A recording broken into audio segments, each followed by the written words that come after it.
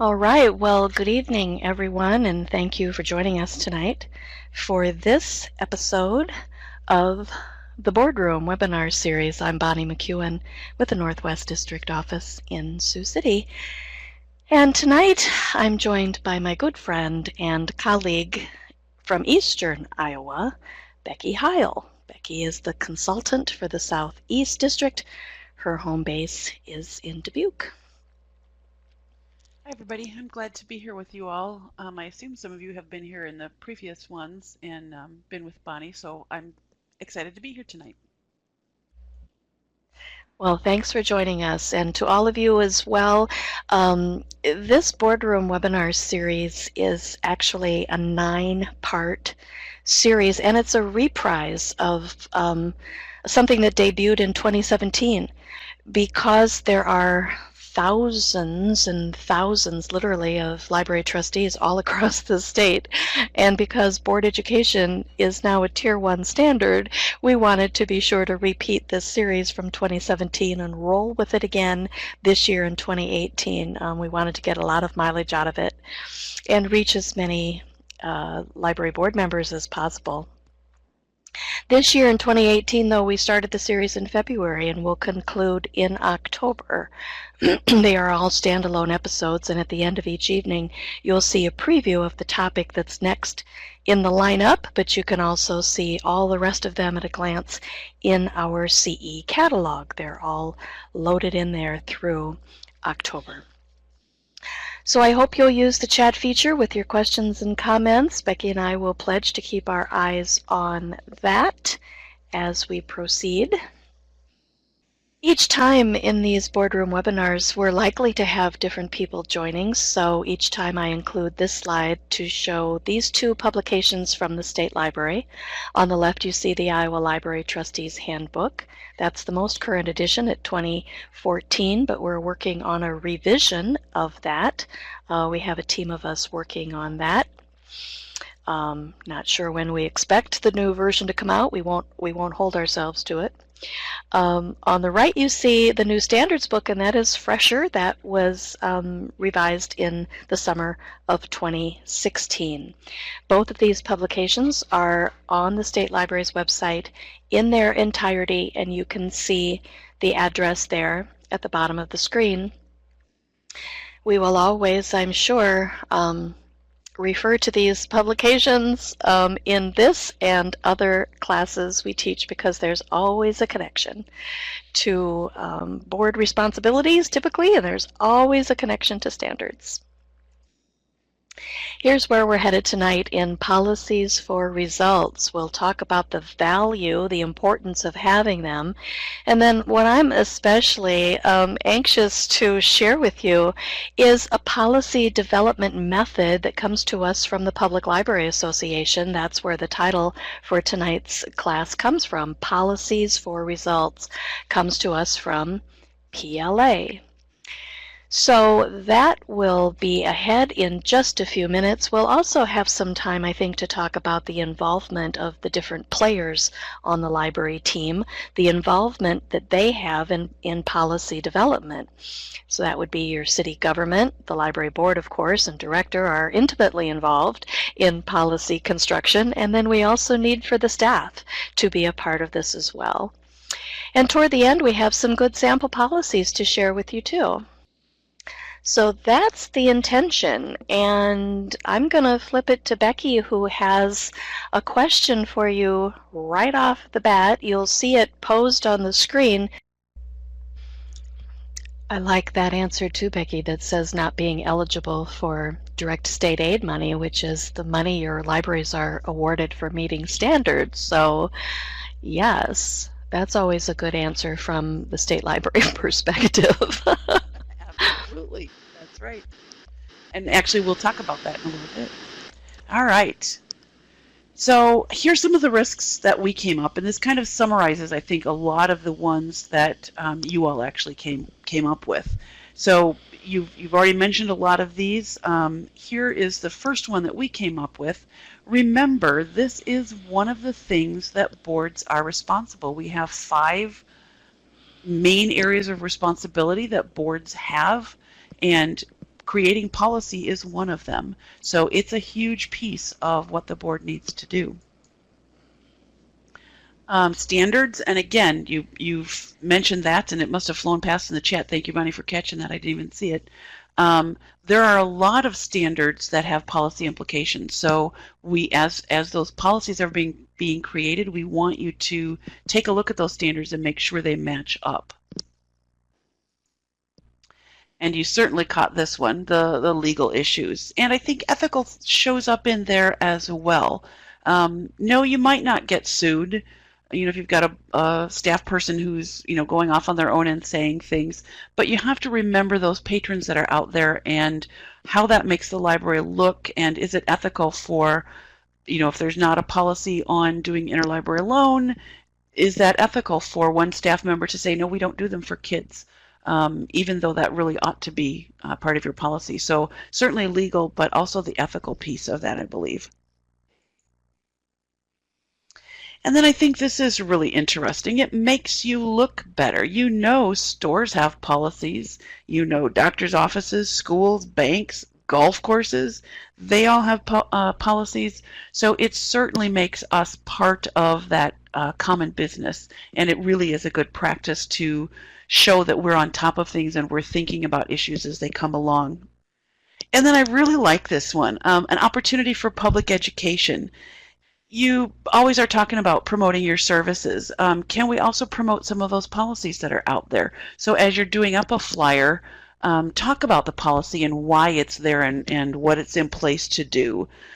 So maybe somebody who gets a library card for the first time, is that a place where you can talk about policies? Maybe they're on your website, maybe they're on a fact sheet, maybe they're someplace else that they can go and download those. So it gives us a really good opportunity to talk to the public about what it is we do and why we do things the way we do.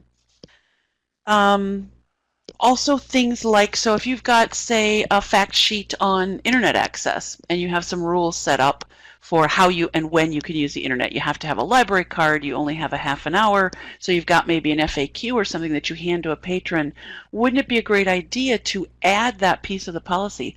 Why do you provide internet service? We're here to make sure everyone has opportunity to access the internet, whether they can pay for it or not on their own. Everybody is welcome at the library. So we have policies in place that ensure that everyone is able to use the internet. So be thinking about adding it perhaps to some of the flyers and handouts that you've already got. So here we are back to standards. A low-level standard, it's a tier 1, says there are 4 required policies. So yes, the state library does say in order to meet tier 1 and get yourselves money from the state library, you must have those 4 policies. There's circulation, collection development, personnel, and internet use. The other piece that I think is really important in this, and I think we're going to maybe talk about this a little bit later, and that is we want you to look at those policies and review them at least every 3 years. So as you're filling out that accreditation report, we're going to ask you, when was this last reviewed? It doesn't mean it has to be changed. Maybe you did a lot of research and you did a bang-up job and it's really well written and you're really happy with that collection development policy. It doesn't mean you have to change it, but we'd like the board to review it and take a look. Sometimes things outside of our control change. Things have changed in society or the community has changed and we need to adapt those policies. So always be looking at them, and our requirement is at least every 3 years every policy needs to be looked at. We also want to make sure that they're all available for public inspection. One of the best pieces of advice I heard at a fairly large public library that I worked in, it's really nice to have printed out copies right there at the desk of some of the ones that you know you're going to run into. So when somebody comes up to the desk and they're angry, my kid just got kicked off of the internet, because he used up all of his time, or they're upset because of something else that happened at the library that it deals with a policy. It's really nice to be able to come out from behind the desk, have that piece of paper in your hand, and hand it to them. So now you're talking to them verbally. You're saying, we're really sorry that that you had this. Here's what our policy says. and here's why we think it's important that this policy is in place. I really like that, just having that copy there so you're not fumbling around on the website or trying to find a policy book, and it's something you can give them that they can take and look at later or at that time, and it helps put the words down so that you don't have to come up with exactly what that policy is. I thought that was a great piece of advice. I like that too. It's kind of like almost like a mini script Yes. that your staff can be ready for. Yeah, I really like that, having that available. Again, this is still standard number 7, and there's also a piece to that one that says, yes, you have to have a policy, yes, you have to have a CERC policy, collection development policy. They have to be reviewed every so often, but we're also asking you to include specific things in those policies. So your CERC policy must be consistent with the right to privacy and Iowa Code 22.7, Section 13. Also, that your library collection development policy is consistent with the principles of intellectual freedom. So we want that to be written into your policy somewhere. In your collection development policy, you say, we as a library believe in the principle of intellectual freedom, and this policy that we have put together is based on that. So we have special things in there that we'd like you to include as well.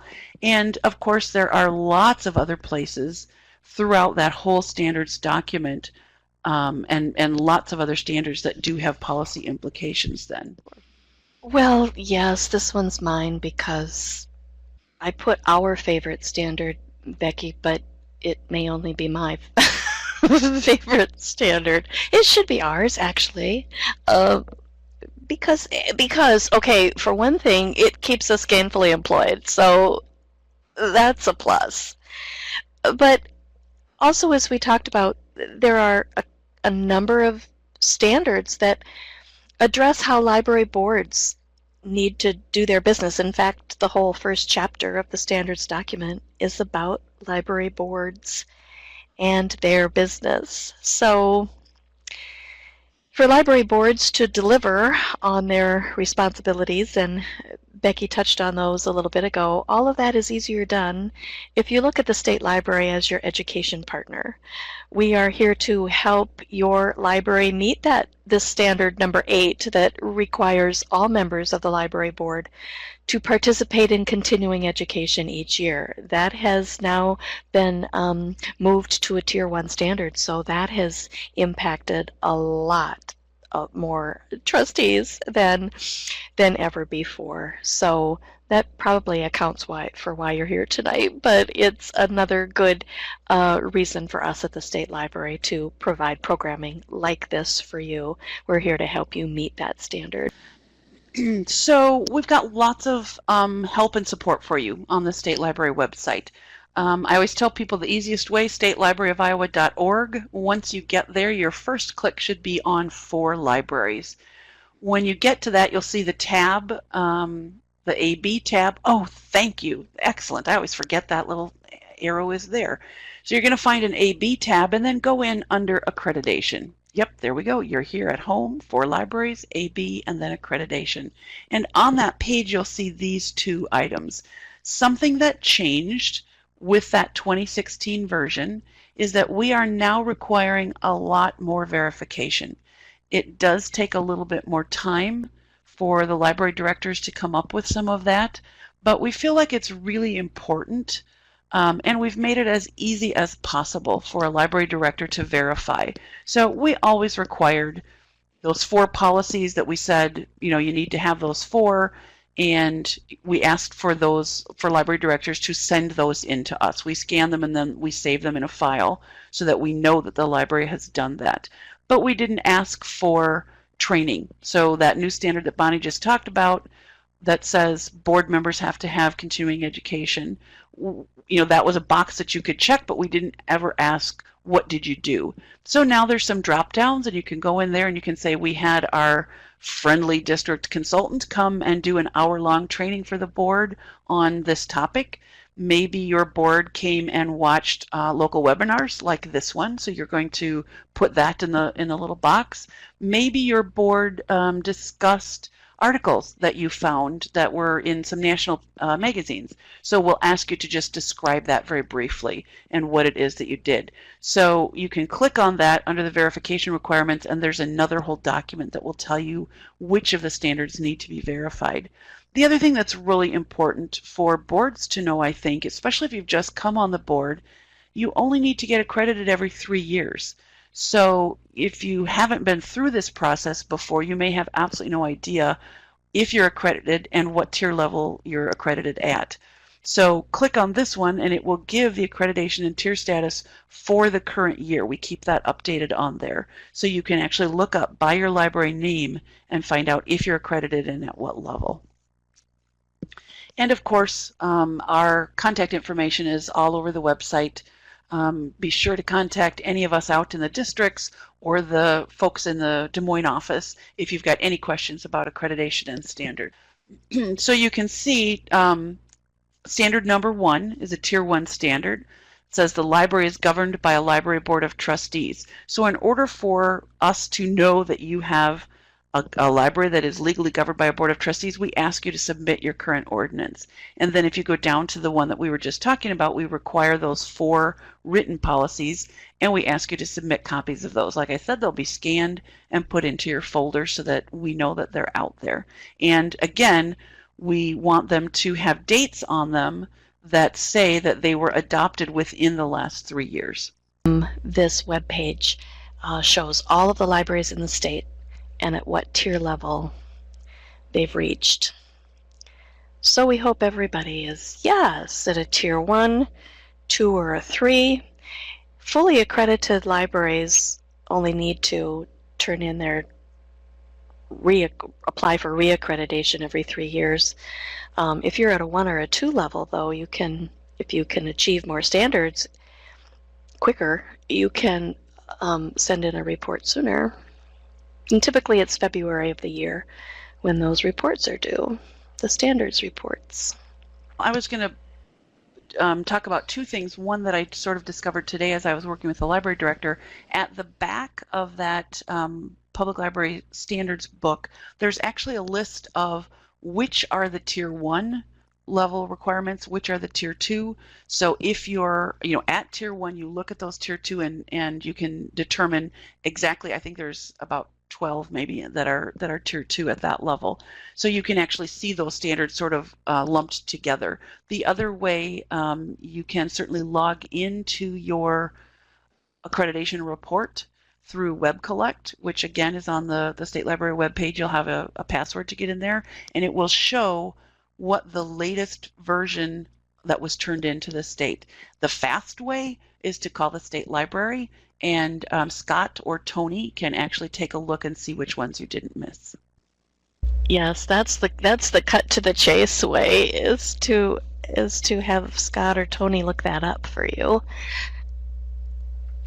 And again, a tier 1 standard is that board education, so that's why we're so intent on doing these classes.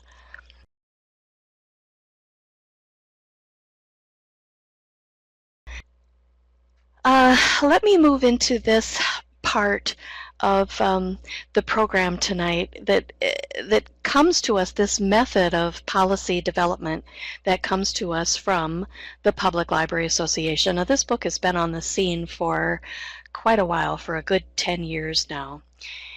And while some of the policy topics and categories haven't kept pace with our lives today, certainly this whole idea of developing policies in these 4 distinct parts is an evergreen part of this book, and it's become one of my favorite publications from PLA and one of my favorite ways to put together classes on policies. I noted when you were answering that first question about what are the risks associated with not having policies, several of you wrote, well, it would just be chaotic, right? The library would just be kind of this chaotic environment.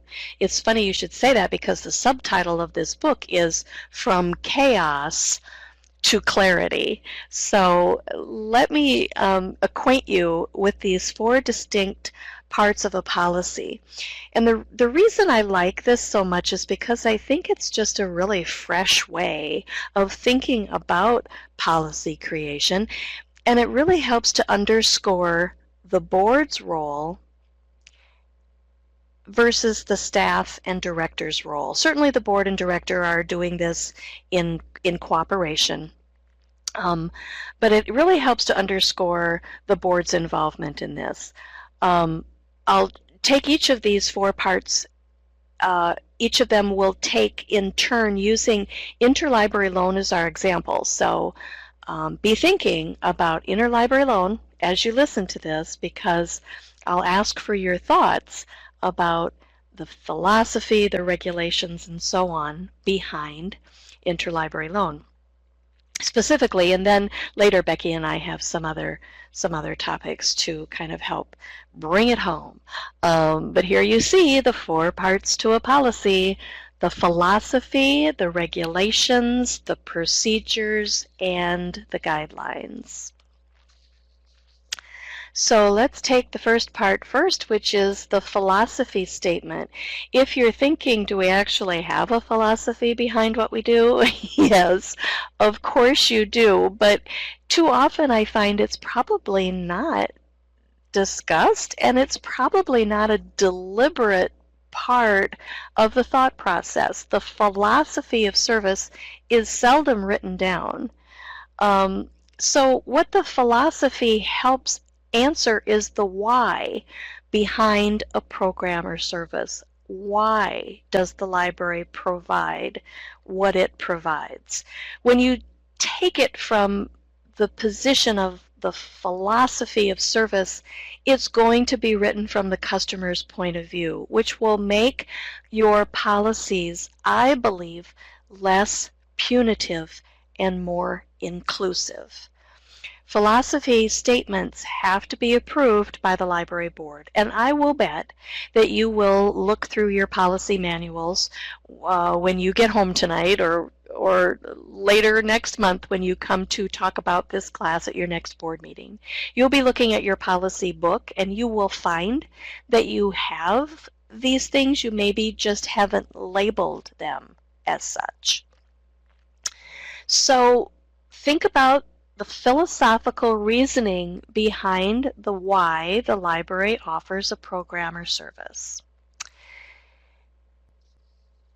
It's definitely customer service, Sarah. I definitely agree with that. And it's become a pretty expected part of the library's operation, right? These are all great answers, and many of you point to the financial constraints at your library. There are budget constraints, and you can't possibly buy every book that's published. Certainly, you can't even buy probably every book that patrons ask you for. So there's a financial reasoning behind it. Here's my philosophical reasoning behind interlibrary loan service. And there's my title of my library, the name of my library, the High Anxiety Public Library, based on one of my favorite Mel Brooks movies. So now you know. The High Anxiety Public Library values full access to information. Therefore, our library provides interlibrary loan service for all residents. Notice it says of our funding jurisdiction. That's pretty common too. Interlibrary loan requests ought to be placed at people's home libraries. It's pretty rare that you would place an ILL request for an open access visitor. Those are usually all handled by people's home libraries. Okay? So if you can see in this philosophy statement, it's 2 sentences. It doesn't take a lot of time or a lot of effort to just kind of have these discussions about the different service package at your library and see if you can come up with a rationale behind why you're doing it, and then just label it as such in your policy manual. So regulations is part 2. As the board needed to be very involved in that philosophical service discussion, we need our boards to be involved in the regulations as well philosophy and regulations need to be approved by the library board. So we want trustees to be very much a part of those discussions. So regulations answers what? What do the patrons, in this case, what do your library patrons need to know in order to use interlibrary loan service or to take part in any other library program, right? To be fully enjoying and taking part in a library service opportunity, what do patrons need to know? So think of this as a board game. Remember how you flip open the lid of a board game and often written on the lid inside are the rules of the road, the rules for playing the game. So it's keeping logic, but also customer service front and center. These are regulations, and I would wager that your libraries probably have regulations all over the place. We're really good at writing regulations. So thinking about interlibrary loan, we're familiar with regulations, right? So here we are with these regulations that you also came up with. Pursuant to the interlibrary loan terms of agreement, you can in fact charge patrons up to $3. That is an allowance from the state library, but it's not a have to.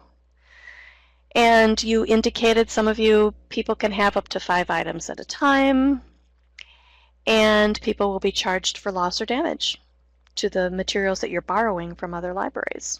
Yeah. So regulations are pretty familiar things. The third part to the policy are procedures. So I'll just bring all of these points forward about procedures. Procedures also answer what, but in this case it's answering not what do the patrons need to know in order to take advantage of the service. Procedures answers what does the staff need to know and what does the staff need to do in order to pull it off, in order to provide services and programming. So these are written step-by-step instructions detailing the tasks that the staff should perform. Now, procedures can be totally the purview of our library directors and managers and staff. Procedures do not need to be reviewed or approved by the board, and I would suggest that if you find yourselves getting too much in the weeds and too much into these kinds of details that would lend themselves to procedures, you probably need to pull back. If this is happening at your board meeting, you need to pull back a little bit and examine, wait a minute, have we kind of stepped over from regulations to procedures? Sometimes they're blurry, I will admit to that. But you'll be able to see a distinction in this next example. What about procedures for interlibrary loan? Procedures that staff have to do and follow in order to actually place that book request from another library in Iowa. So your first search strategy, as I mentioned, is to search Silo, but I think even a step before that, to search your own catalog again, just to verify you don't own it. Then search Silo, and following the Silo guidelines, then away you go. Put the request out there. And do be aware that if you don't find an item on Silo, your service, your interlibrary loan service, doesn't have to end there. You can send those requests not found on Silo. You can send those to your district office, and we will process those for you at the state library using a database we call OCLC. So we can supply books for you often from libraries all across the country through that method. And then Linda rightly says, this is what you were getting at, Linda, I think, is to check those Silo transactions every business day just to see where the book is along its trail, right? So regulations and procedures, you guys are cool with those? All right, well, the fourth part to the policy are the guidelines. Now here again, where I think the philosophy of service is quite often the missing link, I sometimes think that guidelines are often the missing link. It's not that you're not doing this, but too often they're actually not written down. It might just be a historical thing. But these are what guidelines do. Guidelines speak to best practice. And guidelines lead the staff in finding the most efficient and effective ways to implement the policy. So guidelines lead you to efficiencies. Guidelines make sure that you're keeping customer service front and center in what you're doing. And while guidelines can be shared with the board, they don't need to be approved by the board. This again is a staff thing to think about at staff meetings and to do problem solving if there are just kind of some clunky procedures that maybe you can eliminate, or maybe there are just better customer service approaches to things. Staff will know that and should talk about those things. These are some guidelines I came up with. And that is that patrons of all ages should be eligible to use interlibrary loan service. Is that controversial? Is that questionable? You're, in all likelihood, little kindergartners and elementary school kids aren't going to make use of this service. But you know what? Middle school and high school kids would, for their research, for their schoolwork. And so it really ought to be something extended to patrons. But well, Sue, I like yours as well, reminding the staff to offer it. Yes, sometimes you just, that's a forgotten part of the conversation, right, at the circ desk. You don't need to send customers away when they express an interest in a book that they note that the library doesn't have. Oh, you didn't see it in our catalog? Let me make note of it and we'll check, and if we don't have it on order ourselves for our own collection, we'll be happy to try to get it for you from another library. Would you like us to do that? Just those simple little scripts, being ready with those, Sue, I think is a really good point. And make sure that all staff are at least somewhat, versed in these ILL procedures and able to provide the service during all library hours, but also that there are enough staff that are versed enough in this that they can go into Silo and initiate a request to borrow a book. Even if the normal person who does interlibrary loan isn't there, is on vacation, is out sick, is on extended leave, that interlibrary loan service shouldn't come to a grinding halt because of that. There should be enough training across other staff positions so that service can continue. Yeah? And just try to look for those new approaches to providing the service. When the new silo system came on the scene, and it was, which was last spring, the new silo system has a lot of great features that the older system didn't, and a lot better communication back and forth between the borrowing and the lending libraries. And it has helped our libraries reduce a lot of the paper trails that they had been keeping. So that's an example of thinking about it in terms of a guideline and finding those efficiencies, those new approaches that will help kind of, cut down some of the work-related aspects. Well, the next piece of what we want to do is to reinforce these 4 parts to a policy: the philosophy, the regulations, the procedures, and the guidelines. I was just going to tell them to scribble down those 4 parts, because otherwise when we get to the 3rd one, they'll have forgotten. Oh, right. Right. That's your test. It's an open book test for tonight. Yes. Yep. So write down those 4 parts, and we're going to bring up a section of someone's policy and ask you which part you think it belongs to here. And we just finished the ones that Bonnie went through were all about interlibrary loan. So those were all pieces of someone's interlibrary loan policy. Now we're going to sort of put that aside and start looking at other services that you might have out there, because we know you have collection development and you have internet and you have personnel. So there's lots of policies out there, and this works for all of those. So here comes the first one. This comes from Mediapolis, which is one of our Southeast District libraries. And take a look at what's on the screen there and pop into chat. Which of those 4 parts do you think this is? Philosophy. I think you nailed it. I think that's exactly it. So this is a really nicely done statement. They included a lot of things like access for all ages, which is really important. Supporting intellectual freedom is a really important one. Balanced collection, all points of view. They did a really nice job of saying what's important to them as a library as they provide that for you. So that's you all got it right. Excellent. Yes, I think that's just a really, really nice example. And again, that's 3 paragraphs. It's like maybe 6 sentences in 3 paragraphs, and look what they have done with the philosophical reasoning behind why they develop their collection the way they do. Yeah, I agree with you, Becky. And Minneapolis is a pretty small town, isn't it? Pretty small library. Yeah. Yeah.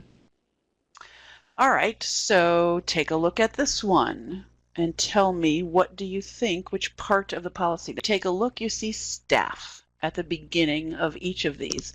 And if you remember, as Bonnie was talking about it, she talked about procedures being what the staff has to do. So that was sort of the little key there, is that when you see staff in there, that's part of the procedures, because those are the things that they're going to do one step at a time. So yes. How about this one, where we talk down underneath here about the responsibilities of the student and the teacher for, this is Spirit Lakes policy on test proctor. These are pieces of regulations. They're talking about what are the pieces that the public needs to know before they become part of this. And here we have Atlantic's circulation policy guidelines. I think, again, if you take that little peek at what patrons do, when Bonnie was explaining those earlier, she talked about those guidelines are for patrons. And actually, I said that wrong on the last slide, didn't I? The guidelines are the piece that talk about what patrons need to know up front. So in this instance, they probably have a policy that says, this is how long our books check out for. This is part of our policy. All books check out for 2 weeks. But now what they've said is, if you need to renew, the staff can change that date, and here's the reasons why. So again, very helpful for patrons to have that information up ahead of time. Yep, and these are best practice things. These are nice customer service things, and they look very logical. I'm sure they look very obvious, and it's not. I'm not at all suggesting that you're not doing these things, and I'm also not suggesting, and neither does the book Policies for Results. It doesn't suggest that you just entirely bust through all of the regulations that the board and the director have worked on and have adopted. But what guidelines allow you to do is bend it just enough, and occasionally, not all the time, but occasionally when the circumstance presents itself. In these cases, what a great customer service thing to do. Before we go on to look at the role of the different players who might have a hand in policy development, I just want to make sure to mention that, I'm also not suggesting that you next month take your policy manual and you take it apart and you entirely rewrite it according to this new method. Not at all. But because the standard calls for you to look at your policies and evaluate them, review them at least every 3 years, you do have an opportunity to take a section at a time and try a rewrite. Try just inserting in your collection policy, the next time you go to review it, just try inserting a philosophy statement. Or in your collection policy, Mediapolis had such a wonderful philosophy of collection development, right? So just try that. Try have the staff bounce around ideas for those guidelines that can ensure just really great, thoughtful approaches to customer service. That's really what this suggests. Do you believe the city government has a role in determining policies for the city library? Well, certainly the library board is certainly a player in this, for sure. But here's where we think the city government could have a role. And that is in the area of for city employees, of which your library staff are among city employees. It could very well be that the city government has already developed an HR manual for other city workers that could include the library staff as well. And that's not divesting the library board of its authority for policy development. That is just saying that the library board is aware of, and I think the policy slide that we showed early on says that the library board needs to be aware if there is a city HR manual, city HR policies, how could that possibly positively affect library staff members. And so that could very well be the case, and then that's just the case of the library board exercising its authority to say, yes, we want to follow suit with what's already been determined for other city workers. So that's pretty natural, and I think pretty commonly found. City government, maybe the salary scales are kind of few and far between, but some of you mentioned benefits, holidays, which holidays would be closed, vacation, sick leave, all those kinds of issues. If they've been determined by other city workers, it could be to the library staff's advantage to follow suit. Becky, do you agree? Do you see this as more commonly done these days than years ago? What I'm actually starting to see is boards, instead of just saying, yeah, we follow the city policies, they actually get copies of it. They take a look at it. I can tell you of a city that said the regular work hours for city personnel is 8 to 5. And the library board looked at that and went, yeah, that doesn't fit with when our library is open. We have weekends, we have evenings. So they took the city policy and then did a little addendum onto the end that said, except in the library, these are some of the changes that we have. And I'm seeing more of that, where we look at the city policies, say, yes, we approve of most of them, but here's some things that are a little different about the library. Mm-hmm. Yes, I agree with that. And Sue, I think that's that kind of is our take on it. Library boards can adopt city HR policies in whole or in part, but invariably there will be some adjustments that have to be made for the library side of the aisle, and because the hours are so very different from other city workers primarily. So there's holiday closings. It's not like the library has to follow suit with every holiday closing, but it's a good place to start, for sure. I mean, if the city has designated holidays, look to those first to see how those could match up logically with a library opening and closing. And inclement weather, sometimes libraries will look to City Hall for that guidance, I guess, but some libraries will look to another party, like maybe the school system when school lets out early. It's just a way to kind of be a part of the larger city government and make sure that your library staff have that advantage of being a part of a city HR policies, a city HR manual that's already been determined. Invariably, it's usually to the library staff's advantage.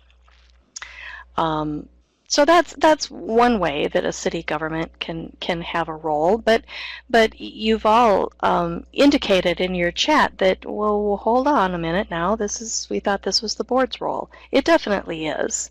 It's not like we're saying that the board doesn't have involvement. It's one of the top 5 responsibilities for library boards in Iowa as an administrative body. The board's role, again, is the philosophy of service and thinking about the regulations as it applies to how library users can best take advantage of library services. But you have to do that with being mindful that there are legal issues in play. As a library board, you know, and we talked about this last month, if you joined us for the boardroom class in April, it was all about open meetings, right? Open and closed meetings and open records and all of that stuff. You have to make sure you're in legal compliance.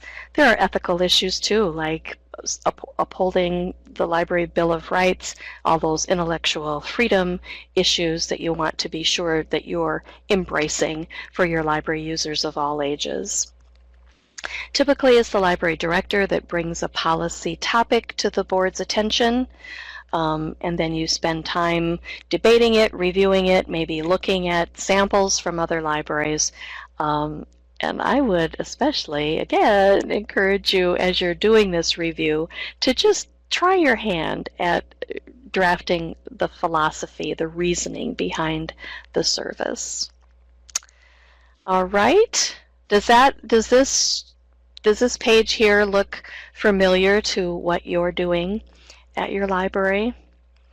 You have the board and director very, very keenly and cooperatively involved in this, but we want the staff to be a part of this as well, because remember, the procedures and the guidelines are there for the staff to weigh in on.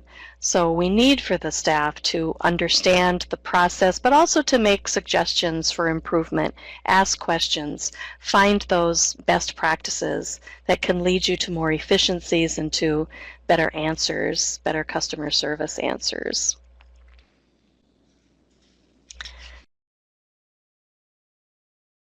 We actually have some sample policies. We're going to kind of wind it up as we approach the end of our time together. We're going to wind it up by sharing some policy examples with you from real life libraries in Iowa and elsewhere.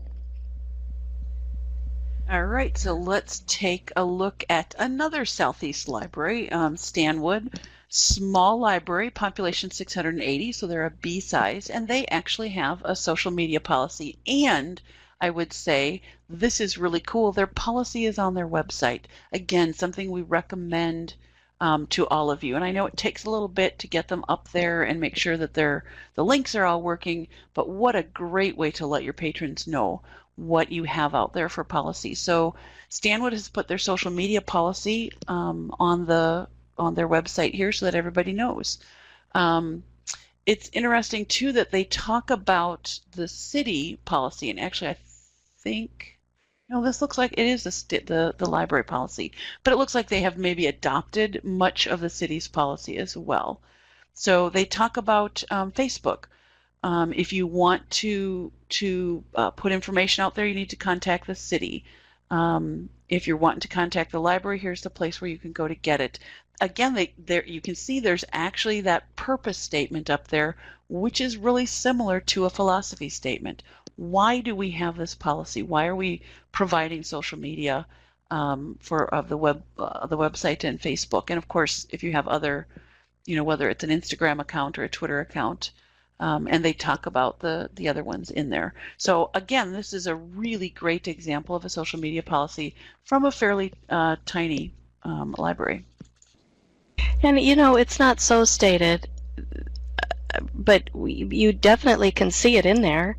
You can see the definition and purpose. I mean, that's the philosophy right there. So humor me, you guys, when you go to rewrite yours. Call it a philosophy and I'll be a happy gal. So here's one from the Ames Public Library. They actually have their policies divided into sections. You can see this is under administration, and it talks about the library director being evaluated. how often that's done. And again, this performance evaluation provides a basis for professional development and growth. That's why we're doing this. Here's our philosophy, even though again, it's not stated specifically like that. They definitely have a philosophy piece in there. And, we know that it's a required standard, so you have to have one. That's probably not the best thing to put in your philosophy statement. Well, we're doing it, the reason we have this this policy is because the state library said that we had to. So think about some other reasons of why you do that. This one I like so much because this is Sioux City Public Library has really led the way in defining full service library eligibility. And I think this is really important for boards to talk about. You may not come to an immediate agreement, but it's a very important topic for boards to talk about. Full service, full-on, full-access library service. The reason Sioux City has defined this is because, as you know, it's in a tri-state area. So Sioux City welcomes visitors from Nebraska and South Dakota every day, the commuters that are coming in. People coming in from other states can purchase a Sioux City Public Library card in order to get full-on eligibility. But if they don't do that, they can certainly use the facility and they can certainly check out books.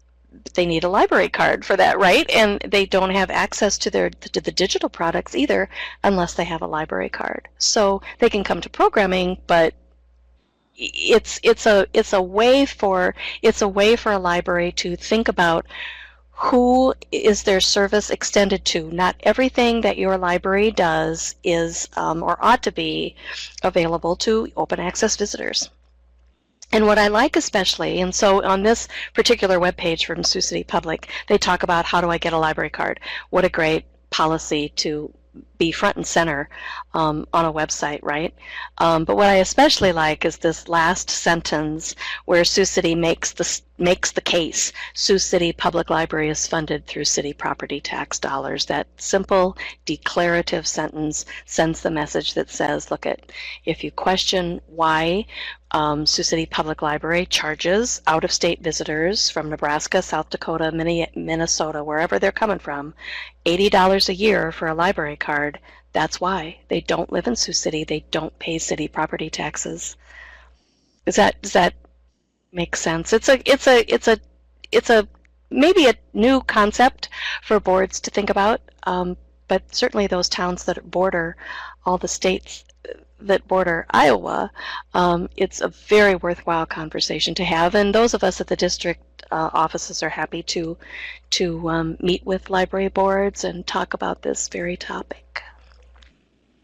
And this doesn't specifically fit in with the policy discussion that we're having, but like Bonnie said, we do have presentations, and what I'm finding works really well for this piece where it's who gets what services. If you can do that county-wide, that makes a lot more sense. So every library in the county is telling those out-of-state people or those people in towns without a library, here's what it's going to cost you to come and use our services. So yes, we have presentations all ready to go to help you as a county organization work together to define those services. So technically not a policy issue, but something I wanted to throw.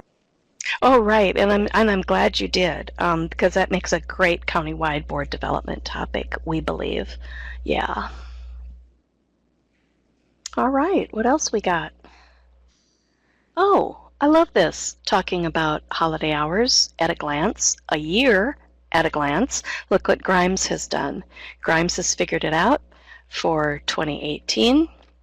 And there you see on their webpage. This doesn't need to be front and center, but it's there. It's linkable under the many tabs that are on their website.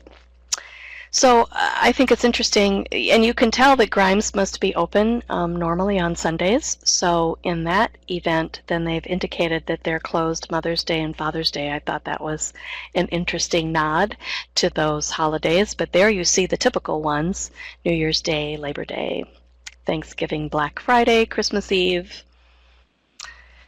Hooray for Grimes for having predetermined that at the beginning of each calendar year. This is really cool. I really, really like this. This is I like actually this too. Urbandale. And obviously they have, you know, a lot of meeting rooms. They give things like room size, maximum capacity, what it's typically set up as. And if you look at the part that's in that pink circle, you can actually see a picture of what that setup is like. So they expect when somebody comes in to use their meeting room, here's how it's going to be set up when you walk in the door.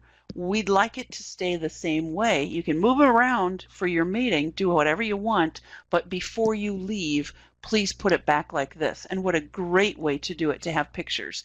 And, you know, maybe they don't have access on their phone to view the picture. So what if you took a snapshot and, you know, posted it up on the wall, print it out on a, you know, 8.5 by 11 sheet of paper, put some plastic over it, stick it in the sleeve, and pin it up to the wall so that as people are leaving, they can see what that's going to, what they need to get it put back to.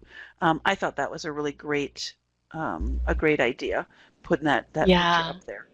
I like it, and I would propose that putting up a photo of your meeting room and the different ways the room could be arranged. Sioux City does this as well, and Sioux City Library has an online reservation thing where people who want to book their meeting rooms can do it online with an online application. That's cool too. I would propose that this is what part of a policy? I had to cheat and look. We'll see what things. I would propose this to be a guideline because it's a best practice way to promote the fact that the library has a meeting room and here's how you can reserve it. Guideline. That makes sense to me. I don't know if this one is necessarily so policy related. I just like it, and I just like any chance to put this forward because, boy, I don't see this show up too often on library websites. Not only are they promoting the library board and its members, but they're actually displaying the term, the end of term. And I think that's pretty cool. When that's front and center on a website, you don't have to guess when somebody's term is due to expire. Oh, this one. This one I really like because this comes from Waukesha Public Library in Wisconsin. And this one I like because I like how they have formatted their policy information on their website. They've done it like a frequently asked questions page. So what you see here in the question and answer is definitely policy. These are policies. And these are regulations, right? Because these are the things, the answers to these questions are regulations because they're the things that the library user needs to know in order to take advantage of a program or service. I just like how I like this FAQ approach. I think it's very friendly, very readable way to do your policy promotion online. So that's why I included that one. Amy asks, what does everyone do about fines? That's a fine question. If you all want to chime in, we have some minutes remaining before we're scheduled to finish up at 7:30. What do you who are listening in tonight, what do you do about fines? Do you have a set fine schedule? Have you done away with fines altogether? Okay, Colleen says at Cleghorn they don't collect them. Do you deliberately with a set schedule, do you put out like a, I don't know, a piggy bank or a conscience box or whatever they used to call those? I like the conscience box idea. I think that's really cool. Donation works too, but I like Guilt Piggy. I do too. I do too. That's a good one. But I can tell you I'm a huge anti-fine person, so I've got lots and lots of data on this and lots of good stories. Most of the libraries that do away with fines and go to donation box or guilt or whatever you call it find that they actually collect more money than they were getting back in fines. Because that lady who had it overdue for a day feels guilty and she throws $1 in. You might only charge her 10 cents, but she'll throw $1 in because that's what she's got in her purse. So frequently you end up actually making more money on that. And to me, more than the money piece is thinking about the goodwill that you engender. I just think it's a huge benefit to your community. So I'm a huge proponent of really, as a board, taking a look at whether or not fines make sense for your community. And we've got lots of data on that. Mm-hmm. And I would propose this as an occasional guideline. Some libraries, a couple of times a year, will carve out a week in the calendar year where, in lieu of accepting people's fines, they would rather take canned goods for the community food bank. I love that idea. That's community engagement, and it's a nice guideline because it's bending. It's not breaking your fine policies for 52 weeks out of the year, maybe just 1 week out of the year. I gotta say, I used to be a big proponent of that. And then I talked to someone, and I can't remember who said occasionally if you do it, every year around Thanksgiving, you do a fine-free week. What that actually does is make people hang on to the books longer. So maybe it was overdue in summer. They know that you're going to go fine-free in November, so they hang on to it till November instead of returning it in summer when they have to pay for it. So it actually does the opposite. Instead of getting more things back, people actually keep them longer. So so much for that philosophy. So much for that guideline.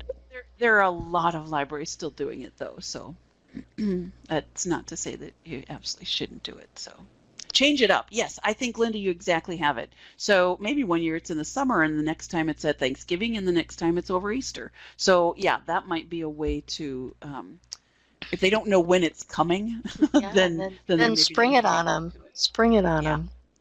Yep, I do like that. And yes, absolutely, not fines. We don't do away. They lose the book or they've damaged it. Oh, for sure. Need to charge for that. Yeah, I'm not. For sure. Mine is overdues. That's mostly. And I've heard too of some libraries with kids who allow the kids to work off their fines by doing things around the library, that helping with programming during the summer is a way to help work down fines if they've ballooned up to a